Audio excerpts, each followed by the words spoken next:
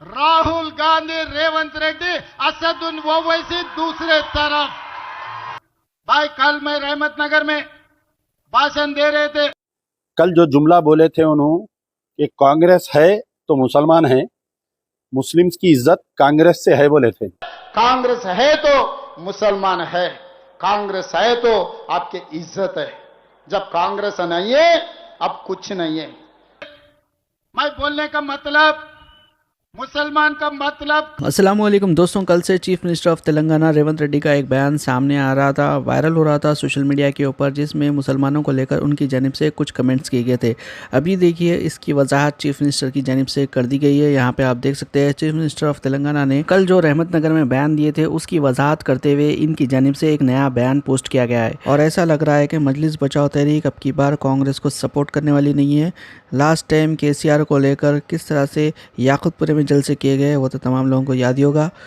कल जो है जुबली हिल बाई इलेक्शन के दौरान जो मीटिंग की गई थी रहमत नगर में, हमारे चीफ मिनिस्टर साहब जो है कल की मीटिंग में मुसलमानों के ताल्लुक से कुछ लपकुशाई किए थे और आज दिन भर में कई मजम्मती बयानात आए। तो इलेक्शन में मुसलमान नाराज हो जाएंगे बोल के कांग्रेस के लीडर्स, माइनॉरिटी लीडर्स जाके उनको बोले कि आप जो है इसकी वजाहत करिए। कल जो जुमला बोले थे उन्होंने कि कांग्रेस है तो मुसलमान है, मुस्लिम्स की इज्जत कांग्रेस से है बोले थे। आज जो है चीफ मिनिस्टर साहब आज शेखपेट में उनकी रैली थी। सबसे बड़ी बात यह है कि आज उन्होंने वजाहत करे कि मैं ऐसा नहीं बोला, ऐसा बोला बोल के। उनका जो बोलना है कि मुसलमान का मतलब कांग्रेस, कांग्रेस का मतलब मुसलमान, कांग्रेस जो है कांग्रेस की ताकत मुसलमान, तेलंगाना की ताकत मुसलमान। आप गौर करिए कल के जुमले पे उन्होंने माफी नहीं चाहे उन्होंने मुसलमानों से। उन्होंने ये बोल रही कि मैं कल ऐसा बोलना चाह रहा था। आज अगर फर्ज करिए जुबली हिल का इलेक्शन नहीं रहता, इतने बयान आज उलमा मशाइखीन के नहीं आते तो इन्होंने आज वजाहत भी नहीं देते। तो रेवंत रेड्डी साहब, आप पहले तो मुसलमानों से माफी चाहिए कि मेरी गलती से बोल दिया बोलिए या स्लिप ऑफ टंग। आज की शेखपेट की तकरीर में उन्होंने माफी नहीं चाहे। दूसरा पॉइंट, इन्होंने ये बोल रही कि मैं अजहरुद्दीन एक मुसलमान को कैबिनेट में लिया तो किशन रेड्डी तुम्हारी कई को जल रही, तेरे बाप की कई को जल रही। ऐसा इमोशनल डायलॉगा मार के मुसलमानों को खुश करने को जा रहे हैं। और एक बात बोल रहे हैं कि क्या मैं गुजरात में जाके कोई जायदाद पूछा क्या? मैं आपसे ये पूछ रहा हूँ, इसका आप जवाब दीजिए। और ये पूरे तमाम जुबली हिल के मुसलमानों को मैं ये बोल रहा हूँ, और तमाम जो लोग हैं, रेवंत रेड्डी और अमित शाह, मोदी ये मिले हुए हैं, इसका जिंदा सबूत मैं आपको देता हूँ। इलेक्शन कोड में, इलेक्शन कोड यानी गवर्नमेंट कोई काम नहीं कर सकती, कोई ऑर्डर पास नहीं कर सकती, कुछ नहीं कर सकती। इलेक्शन कोड में एक मिनिस्टर को हलफ दिलाई, अजहरुद्दीन को कैबिनेट मिनिस्टर बनाए, हलफ दिलाई। तो इलेक्शन कोड में गवर्नर हलफ दिलाया, ये वायलेशन ऑफ इलेक्शन का कोड ऑफ कंडक्ट है। अगर फर्ज करिए सेंटर अगर गवर्नर को बोल देती नहीं दिला सकते तुम, ये हलफ कैसा दिलाए? बगैर गवर्नर जो है, बगैर सेंटर के डिस्कशन के या परमिशन के या तबादले ख्याल के, गवर्नर तो फैसला नहीं लिए होंगे हलफ दिलाने का। गवर्नर किसी ना किसी से तबादले ख्याल करे होंगे। तो अब यहाँ पर ये आइए, अगर बीजेपी, अमित शाह, नरेंद्र मोदी रेवंत रेड्डी से नाखुश रहते तो सबसे पहले मिनिस्टर की हलफ बर्दारी को रुका देते। वो किशन रेड्डी जो जाके चीफ इलेक्टोरल ऑफिसर को बोल रही, आप सेंट्रल मिनिस्टर है ना साहब, आपका ही जी अमित शाह आपके होम मिनिस्टर है, आपके वो है मोदी साहब आपके प्राइम मिनिस्टर है। तो इमीडिएटली जो है गवर्नर हलफ नहीं दिलाता था।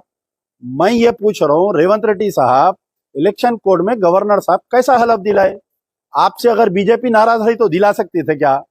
क्या मुसलमानों को कान में बीड़ी रख लेके बैठे समझ रहे हैं आप, इमोशनल डायलॉगा मार के? मोदी जी नहीं, अमित शाह नहीं, सब आके खड़ा रहे तो भी हम लोग मोहम्मद अजहरुद्दीन को मंत्री बनाया, मंत्री बना के माइनॉरिटी के हिस्से माइनॉरिटी को दे दिए।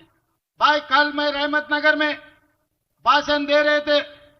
मैं बोलने का मतलब, मुसलमान का मतलब कांग्रेस, कांग्रेस का मतलब मुसलमान। आज कांग्रेस की ताकत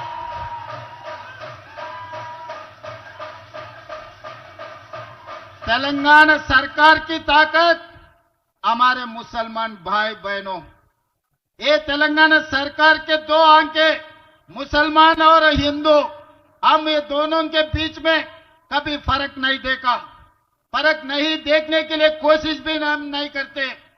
20 महीने हम सरकार चलाए, यहां पर जितने भी नौजवान है हमारे मुसलमान भाई बहने हैं, हमारे सरकार में कभी इतने भी फर्क दिखाए क्या? आप लोगों को अलग देखने के लिए कभी कोशिश की है क्या? मगर बीआरएस वाले ने भटकाने के लिए कोशिश कर रहे। पिछले चुनाव में वो लोग जो लोकसभा चुनाव थे वो समय पर ये खुदकुशी कर लेके मोदी जी को बचाए। 8 लोकसभा में महबूबनगर, छेवल्ला, सिकंदराबाद, मलकाजगिरी, मेदक, करीमनगर, निजामाबाद, आदिलाबाद तक पूरा बीआरएस डिपॉजिट जब्त होकर बीजेपी को जिताए। आज हमारे मुसलमान भाइयों से एक ही बात पूछना चाहता हूं, अगर ये 8 सीट नरेंद्र मोदी को तेलंगाना रियासत से अगर नहीं मिले तो आज मोदी प्रधानमंत्री नहीं है इस देश का। आज मोदी जी प्रधानमंत्री बने केसीआर के वजह से, बीआरएस पार्टी के वजह से। ये अंदरूनी बात, ये बहुत सारे पैसे कमाया, बेटा जनवाड़े में 100 एकड़ में फार्म हाउस बनाया, केसीआर साहब ने गज्वेल में 1000 एकड़ में फार्म हाउस बना लिए, हरीश राव मोइनाबाद 50 एकड़ में फार्म हाउस बना लिए, हजारों करोड़ों रुपए कमाए। वो कमाई को मोदी जी पकड़कर इन लोगों को ब्लैकमेल कर दे के पूरा इनका डिपॉजिट जब्त करवा दे के बीजेपी एमपी लोगों को जिता लिए। आज भी बीजेपी के नाम से वोट मांगे तो जुबली हिल्स में वोट नहीं मिलने वाले, उन लोगों को हकीकत पता है। इसीलिए बीजेपी के नाम से नहीं मांग रहे, बीजेपी बीआरएस के नाम से, कार के निशान के नाम से आज वोट मांग रहा है। आज अगर आप गलतफहमी से आने वाले 11 तारीख चुनाव में कार के निशान को अगर आप दबाए, शेखपेट गली से वो कार निकल के दिल्ली मोदी गली में घुसकर वो कमल पुल बनने वाला है, ये हकीकत है। क्योंकि इनका सीबीआई केसेस क्यों लागू नहीं कर रहा है? किशन रेड्डी साहब, आप जवाब दो। आप ही बोले थे, आप ही बयान दिए थे जलसे में, अगर सीबीआई को दे दो कालेश्वरम, 24 घंटा में बाप बेटे को अंदर डालने के लिए आप ऐलान किया था। आज मैं सवाल कर रहा हूं किशन रेड्डी जी को, मोदी जी को, 3 महीना हो गए, असेंबली में चर्चा करके सब लोग तय करके मोदी जी को भेज दिए, सीबीआई केस लगा दो कालेश्वर में केसीआर को और उनके बेटे को अंदर डालो चरलापल्ली में, उनको चिप्पा कूड़ू खिलाओ बोल के हम बोले, मगर नहीं हो रहा। क्यों नहीं हो रहा? क्या है, मोदी जी किसी को छोड़ा क्या इस देश में? मोदी जी किसी को बचाया क्या?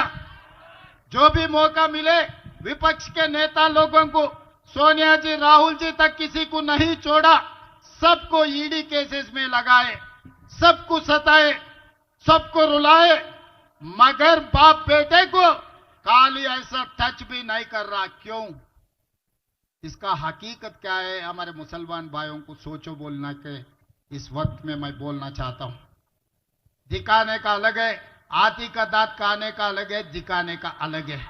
केसीआर साहब शेरवानी पहन रहे, बिरयानी कुर्बानी खिला रहे, मगर उनका भरोसा है मोदी जी के ऊपर, क्योंकि आज आने वाले चुनाव में माघंटी सुनीता, नवीन यादव के बीच में लड़ाई नहीं है, ये लड़ाई है मोदी जी केसीआर एक तरफ, राहुल गांधी, रेवंत रेड्डी, असदुद्दीन ओवैसी दूसरे तरफ।